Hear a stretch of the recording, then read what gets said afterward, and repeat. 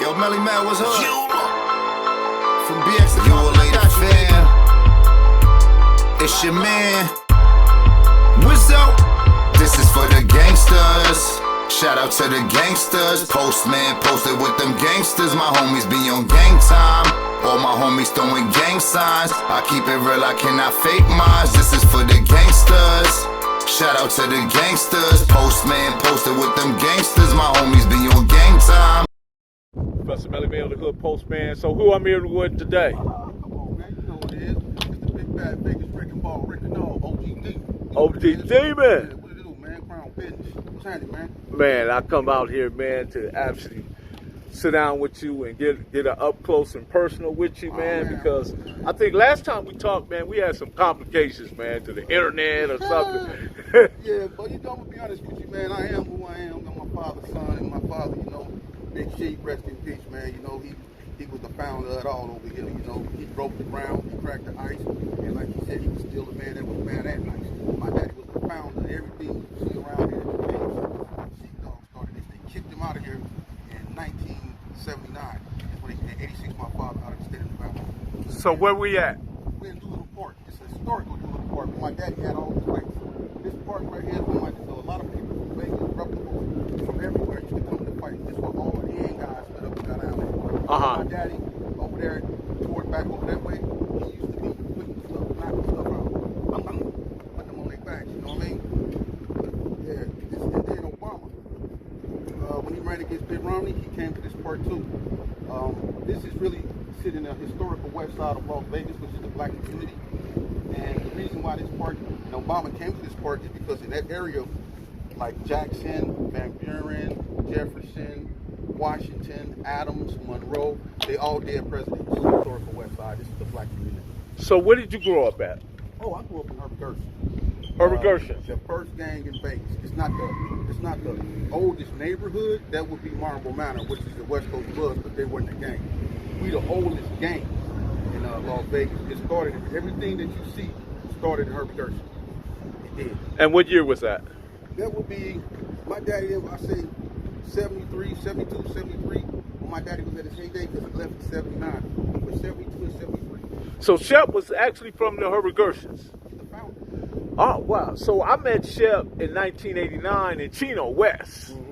And when I met him, man, I was impressed by his boxing skills because he always was training out there, doing his thing. But, man, a.k.a. Sheepdog.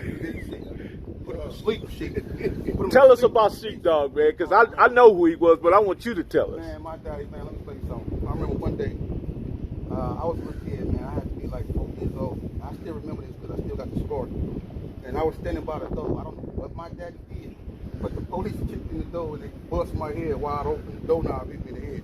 My head split wide open. My aunties got on that police behind and whooped him with every utensil in the house. But then when my daddy came from the back room and see me opened up, he lost it. It was nasty, but that's what he went on for knocking the police out. It wasn't he just beat up dudes around here, beat up police. My aunties was on for knocking out. What got him started in this boxing thing, or was he just a natural fighter? He was a natural fighter. But when he got locked up, a white man seen his talent and, he got drugs. And he did, but he had a drug problem. I'm like, that's for another time. Right.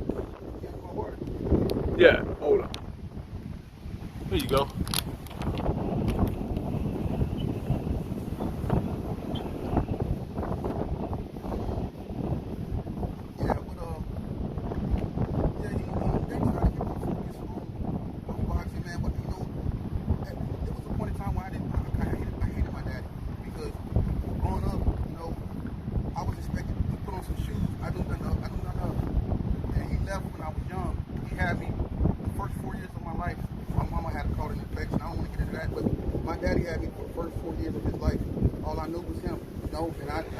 Is that him on your shirt? That's my daddy. It's the legend. It's the hand guy. This who taught Stacey McLemore how to fight the knockout artist from Del Monte Code. You know I like them hand guards, man. Yeah. Oh, he's the hand guy. He's the hand guy out here. And that ain't taken away from nobody because you got plenty of hand guys. Stacey McLemore, hand guy. 30 Rob was a hand guy. Webo from Paru, hand guy. Big Kool-Aid from 6-0, hand guy. Shit, females, TANYA Washington, got a knockout ratio of Mike Tyson, hand goddess. You know what I'm saying? You got Big Belly Bell, R.I.P. from Paru, hand god. Hercules from West Coast Blood, hand guys. We got hand guys everywhere. Buzzlo from 40 Block, hand guys. Come on, we got hand guys everywhere, man. Just like Cali. We got busters out here. We got hand guys, man. As C-Mac would say, custers, huh? You know, oh, fight, man. So, let's get into the Herbert Gersons, man. Who formulated? You say my daddy did. My daddy. Who was there with him? Well, yeah, Nathaniel Morrison, Lionel Bell, Willie Joe. You know a lot of them. Tony Rabble, Butch. It was a bunch of people. They were known as the Associates. That was the first gang that ever was called the Associates. He go get to you. How did Corn fit in that thing? Okay, I'm going to see my daddy. This in the '79 when all this the Associates was going on. From the Associates, when my daddy left, came the Ace of Spades, which is Jamie Graves, Pookie Red, Donald Byrd, his brother, Kenny Mack. There's a bunch of them. You know, they was called Ace of Spades. And then they went from Ace of Spades to Gerson Party Killers. You know what I'm saying? Now that's Dirty Rob there, what you speak on the Austin Brothers, Big Nag, and all that. And when they turned from the Gerson Party Kingsmen, the Gerson Party Killers to the Gerson Party Kingsmen. That's where Cornbread come in. You see, we never been Crip or Blood. We don't have no animals. See, when Crip came to Vegas, it was already established.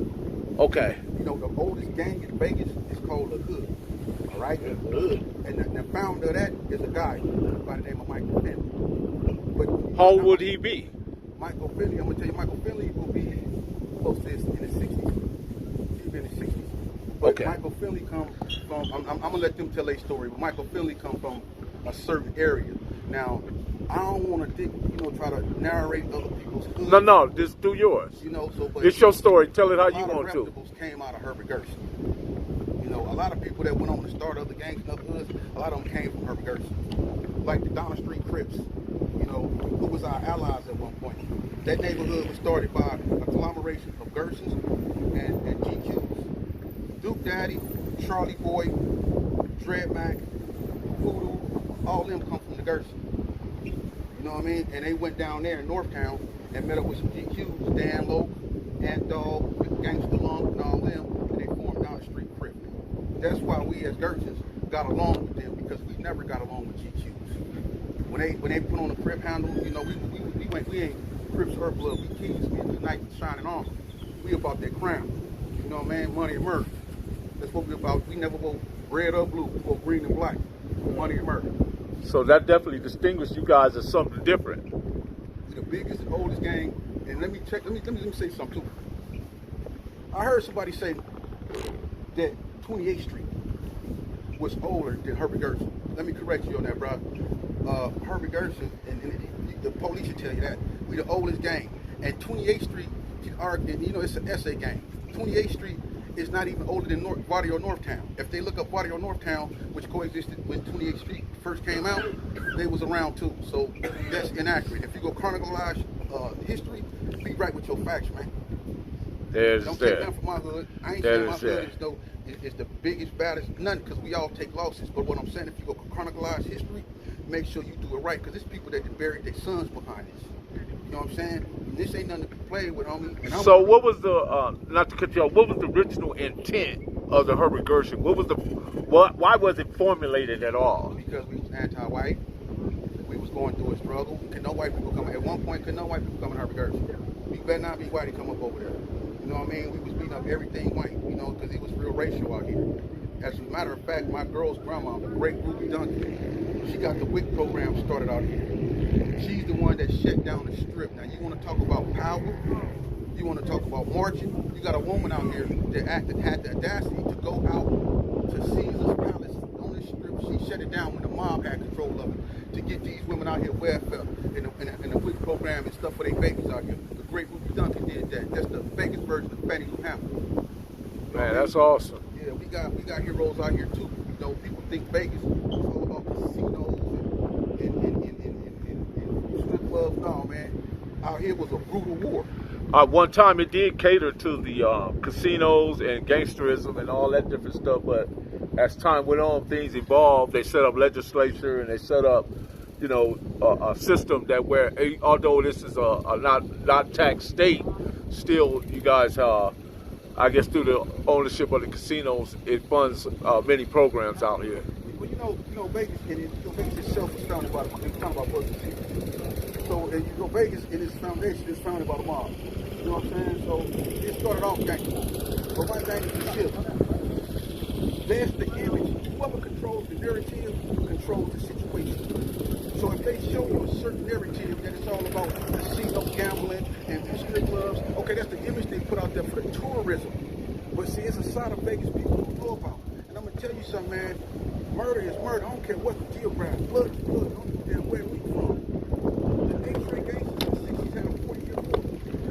We had a war out here with the 60s too. A war that took 26 lives, even the deep. Just between us, the Gerson in the 60s. And the only thing that ended that war is because the feds came and they swooped up all the 60s under the RICO Act. But that was a bloody war, man. So out here, it's a story out here that needs to be told too, because we hurting out here too, we dying out here too. Mamas got bags under their eyes because they lost all their kids out here. Real spill, homie. I see you still buffing that iron too. Man, listen, let me explain something to you. The way I think, you feel me? I can't do nothing but be on the swole, man, because I exercise my mind and my body. I stay fit, man. I'm a gorilla, homie. I'm Baku from the Jabaris. For real, you know? I'm a solitary dude. I'm for the solution. I'm not for the problem. I can sit here and tell you stories of me. Matter of fact, when I did time in NCC, and in this ring, my best friend, I did 20 years with. His name is Roger Moore. Y'all know him as Big Mouse from Antis. Rest in peace, homie. We got paroled together in 2012. That was my best friend and player from 6-0. One of the most solid dudes I ever met. Did 20 years with him. Stand-up dudes. They was from Cali, but they know how we get around too. It was a respect thing. You feel me? And as long as we keep it that way, because at the end of the day, when they strip search us, we was all the same color. Oh, you cool? Good? What do you do? So what are some of the things you, since you've been home, right? How long you been home? I've been home for man. This is awesome, man. I've been home about 6 years, homie. 6 years? Yeah, 6 How years. long does the paper last out here? Depends on what you get. You know, I was knocking stuff down, man, so I got hit with letters, you know what I mean? And that's why I did so long. But at the same time, I didn't just sit there and kick rocks. I had the audacity to educate myself. And that's why I posed a threat. That everything I try to do, they shut it down. When I try to go to the juvenile hall centers and talk like now, I promise you, law enforcement, they don't want you to hear me, man. They don't want kids to hear me. Because I'm going to tell you something, black blood and the spilling of it, man, that's profitable. That's how this machine works. If we stop When you say profitable towards who? to the system. Okay. The racist. Not that I'm challenging you, I just want you to explain Let me it. explain something to you.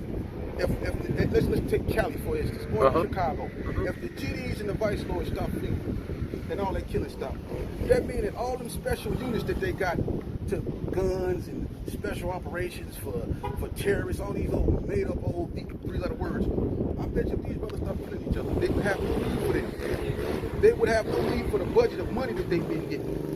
That means that they will have to downsize. The influctuation of money that comes to buy boots, handcuffs, gate keys, batons and stuff they use against us, pepper spray and all that stuff, they will have to get rid of that stuff because ain't nobody out here acting like no fool. So the police department would automatically be defunded. Let me explain something to you. That's why they could not allow what went on in California to last, man. Because y'all... You're talking about the peace treaty? Us killing each other is probably profit off the death of us, man. It's a book, and I know you read it. It's called Kill Them Before They Grow. But then you have to also understand that I don't live according to man's law. That's common law. I live according to universal law. That's 360 degrees. There's no getting no end. I believe in becoming one with the absolute consciousness that transcends all mental concepts. Now, for those that know what I'm on. And that's what makes me a threat. Because I got the audacity to think I've been hit with the wop for 20 years. After I've been in the gutter for 20 years, I had the audacity to come out here educated. sit down with any white man with the biggest ball spot you can find, and we can look face to face, and I debate them. I debate the best of them, and I shut them down. That's why they don't want me to speak to these. So when did you decide that the gang mentality was no longer resourceful or something that you wanted to use as a way to understand where you need to be as a man? Because a lot of us shared that and we move towards information, knowledge, or self-understanding. Or where we come, understand, we overstand, and we understand. Yeah, we understand, overstand, and understand. Right. See, we got to have all three. Right. Well, you know me. I'm gonna tell you. I'm gonna be honest with you. I don't cut corners on it. Situation happened. They don't make a real show. The situation happened at NHP with me and some of my homeboys. And you know, NHP. What's NHP? Nevada State Prison. Okay. That prison was built in 1865. Jesse James was locked up in that prison. It's an old prison. Yeah, it's a museum now. It's like a relic. They like to show in Carson City. But I was in that prison. It was old maximum security in the state of Nevada. But I ain't gonna lie. I tried to take over that yard, and I was doing too much. I was, you know, organizing poker games and using my gang status to collect debts. And this is what the write-up say. I was instrumental in the distribution and possession of prison-made weapons. I was the shot caller of the Gerson Park Kingsmen. All this here. And what happened was, I ain't gonna say no names, I don't need to. So for some people that's supposed to be my homeboys turned in their knives to the investigator and told them that they got them from me. It got me shipped off the yard. It got me 5 years in the hole. That's when I realized that gang banging wasn't for me no more. I always knew, but I didn't have nothing else to fall back on. And I was scared to learn something. But don't be like me. Take it from me.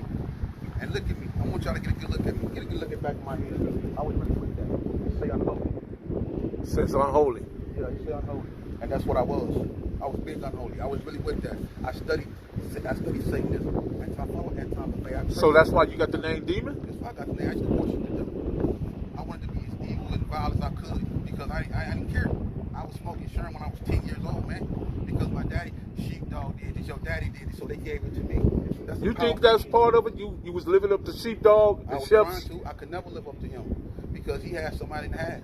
He had the power and the patience to put these on the motherfucker. I ain't had that patience. I'm gonna get you out the way. I'm not gonna play with you. I'm gonna turn you to a stain and I'm gone.